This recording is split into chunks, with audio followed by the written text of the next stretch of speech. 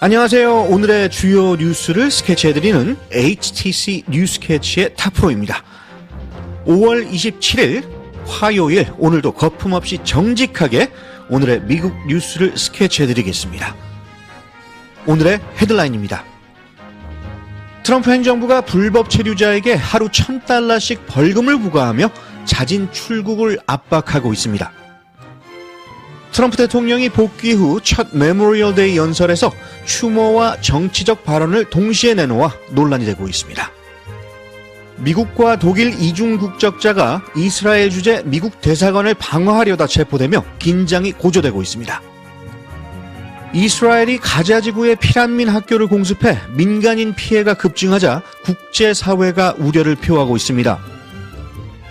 트럼프 대통령의 압박에 유럽연합이 무역 협상 속도를 높이며 50% 관세 유예에 합의했습니다. 트럼프 미디어 그룹이 4조 원 규모의 자금 유치를 추진하며 가상화폐 사업을 본격화하고 있습니다. 미국 애리우나하가 개통 200주년을 맞아 역사와 시민정신을 기리는 대규모 축제를 열고 있습니다. 리버풀 우승 퍼레이드 도중 차량이 돌진해 27명이 다치며 현장이 큰 혼란에 빠졌습니다. 찰스 3세 국왕이 캐나다 의회 개회식에 참석해 캐나다의 주권을 상징적으로 강조했습니다. 코로나 백신 접종 대상이 고위험군으로 제한되자 일상 보호를 원하는 시민들의 우려가 커지고 있습니다. 지금까지 오늘의 헤드라인이었습니다. 오늘도 뉴스캐치를 찾아주셔서 감사드립니다. 오늘 첫 소식입니다. 트럼프 행정부가 미국 내 불법 체류자들에게 하루 최대 $1,000에 달하는 벌금을 부과하며 자진 출국을 유도하는 강경 조치에 나섰습니다. 김윤범 리포터, 자세한 내용 전해주시죠. 네. 트럼프 행정부는 최종 추방 명령을 받고도 미국을 떠나지 않은 불법 체류자들을 대상으로 하루 $998, 최대 5년치 누적 $180만 에 달하는 벌금을 부과하고 있습니다. 발표 한 달여 만에 이미 7,000명에게 약 $20억 의 벌금이 청구됐습니다. 국토안보부는 자진 추방을 유도하기 위한 조치라며 벌금 납부가 30일 내에 이루어지지 않으면 소득이나 세금 환급 압류, 민간 추심업체 위탁 등을 통해 강제 환수 절차에 돌입한다고 밝혔습니다. 상당한 경제적 압박이네요. 동시에 유인책도 병행하고 있다던데요. 네. 행정부는 추방 비용을 절감하기 위해 자진 출국자에게는 전세기 항공권과 함께 1인당 $1,000의 출국 보너스를 지급하고 있으며 실제로 유심 4명이 이를 이용해 미국을 떠난 사례도 보고됐습니다. 한편 벌금 제도에 대해 강제 환수의 실효성에 의문이 제기되기도 하지만 전문가들은 이 같은 조치가 불법 체류자들로 하여금 미국에서 더 이상 머물기 어렵게 만들려는 전략적 압박으로 분석하고 있습니다. HTC 뉴스캐치 김윤범이었습니다. 미국의 현충일 메모리얼 데이를 맞아 도널드 트럼프 대통령이 복귀 후에 처음으로 알링턴 국립묘지를 찾았습니다. 순국한 장병들을 기리는 이 자리에서 대통령의 연설은 감동과 논란을 동시에 불러일으켰습니다. 유미정 리포터, 자세한 소식 전해주시죠. 네. 트럼프 대통령은 국립묘지의 대형 성조기와 유가족들이 둘러싼 가운데 연설을 시작했습니다. 전물 장병들의 희생을 기리는 따뜻한 말로 서두를 열었지만 이내 지난 4년간의 혼란과 좌파 정치 세력에 대한 비판으로 논조를 바꿨습니다. 그는 국경이 뚫리고 말로 형용할 수 없는 일들이 벌어졌다고 말하며 지난 정부 기간 동안의 혼란을 지적했고 복귀 후 공화국은 상황에 비해 매우 잘 운영되고 있다고 평가했습니다. 그런 메시지가 공개 장소에서는 환호를 받았을지 몰라도 온라인 반응은 달랐다고 들었습니다. 그렇습니다. 트럼프 대통령은 연설에 앞서 트루스 소셜에도 모두에게 행복한 메모리얼 데이, 지난 4년간 나라를 파괴하려 했던 쓰레기들에게도 라는 과격한 표현을 남겼습니다. 이 표현은 특히 추모의 날에 어울리지 않는다는 비판을 받았고 일부 단체는 의미 있는 메모리얼 데이라는 표현을 사용하자고 권고하기도 했습니다. 하지만 현장에서는 환호도 있었습니다. 대통령이 2026년 월드컵, 2028년 올림픽, 그리고 미국 건국 250주년을 언급하며 이 모든 걸 내가 함께할 수 있는 건 신의 뜻이라고 말하자 청중은 웃으며 박수를 보냈고 그렇다고 외친 여성도 있었습니다. 현장에서 있었던 따뜻한 장면도 있었다고요? 네, 대통령은 행사 중 시리아에서 자살 폭탄 공격으로 순직한 해군 정보장교 셰넌 켄트를 언급했습니다. 그녀는 두 아이의 엄마였고 남편 조 켄트는 트럼프의 지명으로 국가 대테러 센터장 후보에 올라 있습니다. 트럼프 대통령은 유족들에게 당신들의 어머니는 영웅이었다며 두 아이에게 직접 기립을 요청했고 현장은 숙연한 감동에 잠겼습니다. 한편 부통령 JD 벤스와 국방장관 피트 헥셋도 함께 자리했으며 미군의 희생과 용기에 대해 의미 있는 연설을 더했습니다. HTC 뉴스캐치 유미정이었습니다. 미국과 독일 국적을 가진 28세 조셉 노이마이어가 이스라엘 텔라비브 주재 미국 대사관 분관을 화염병으로 공격하려다 실패하고 미국으로 강제 송환돼 JFK 공항에서 체포됐습니다.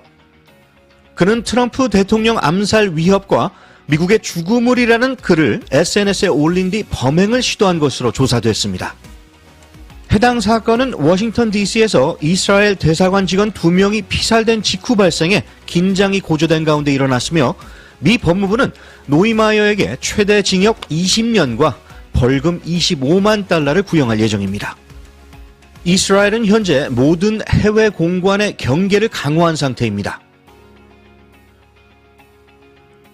이스라엘군이 가자지구의 한 학교를 공습해 최소 25명이 사망하고 다수가 중상을 입었습니다. 해당 학교는 수천 명의 피난민이 머물고 있었고 무장 세력의 흔적은 없었다는 현장 증언이 나왔습니다. 이스라엘은 하마스 지휘센터를 겨냥했다고 밝혔지만 민간인 피해가 커지며 국제사회는 우려를 표하고 있습니다. 이와 동시에 미국과 이스라엘이 후원한 구호단체 GHF가 식량 배급을 시작했지만 민간 경호와 정치 개입 문제로 인도주의 원칙 위반 논란에 휩싸였습니다. 유엔과 여러 구호단체는 GHF와의 협력을 거부하고 있으며 유럽 일부 국가는 이스라엘과의 경제 관계를 재검토 중입니다. 미국도 중재에 나섰지만 가자지구 상황은 여전히 불안정한 상태입니다. 도널드 트럼프 대통령이 유럽연합이 협상을 지연하고 있다고 공개 비판하자 유럽연합이 미국과의 무역협상에서 새로운 추진력이 생겼다고 밝혔습니다. 트럼프는 유럽산 제품에 50% 관세를 예고했지만 유럽연합 측 요청에 따라 7월 9일까지 유예하기로 합의했습니다. 이에 따라 글로벌 금융시장은 반등했고 양측은 천연가스, AI 협력을 포함한 다양한 분야에서 실질적 합의를 모색 중입니다. 유럽연합은 좋은 협상이 가능하다면서 협상 가속화 의지를 강조했습니다. 트럼프 대통령 일가의 미디어 기업 TMTG가 주식과 전환 사채 발행을 통해 약 4조 원 규모의 자금 유치를 추진 중입니다. 해당 자금은 비트코인 매입과 가상화폐 ETF 출시 등에 활용할 예정이며 이번 계획은 라스베가스에서 열리는 가상화폐 행사에서 발표될 가능성이 큽니다. 트럼프 주니어와 에릭은 이미 밈코인과 스테이블 코인을 출시한 바 있어 또다시 이해 충돌 논란이 불거지고 있습니다. 현재 TMTG 지분의 53%는 도널드 주니어가 관리 중입니다. 미국 에리 운하가 개통 200주년을 맞아 다시 주목받고 있습니다. 1825년 뉴욕과 오데호를 연결하며 미국 경제와 사회를 뒤흔든 이 인공수로는 이제 역사와 문화를 기념하는 대축제의 무대가 되고 있습니다. 역사 재현 선박 세네카 치프 항해부터 사이클 투어, 수상 공연, 흑인 기술자 전시까지 다양한 프로그램이 열립니다.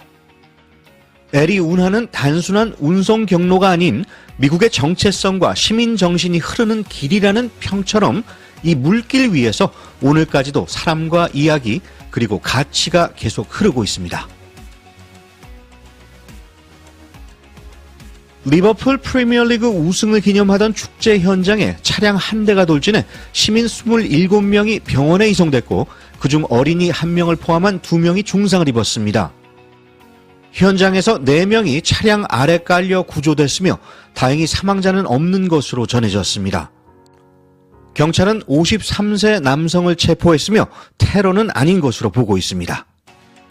영국 총리는 충격적인 사건이라며 경찰과 구조대의 신속한 대응에 감사를 표했습니다. 축제의 환호가 비명으로 바뀐 현장은 혼란에 휩싸였습니다.